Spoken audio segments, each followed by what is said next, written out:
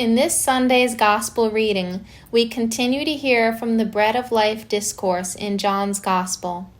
In today's reading, Jesus identifies the living bread with his flesh, which he gives for the life of the world.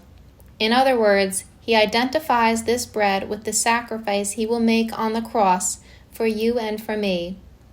When we consume the Eucharist, we eat and drink Christ's body and blood.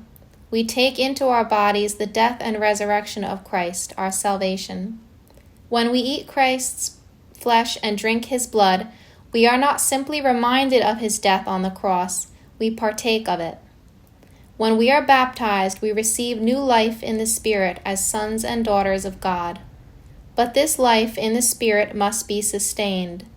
Just as we need food to preserve our bodily life, so do we need the Eucharist to preserve our spiritual life. Celebrating the Eucharist each Sunday is not something extra we do as Christians. It is the essence of who we are. We are God's people, called together to receive him in his word and in this sacrament.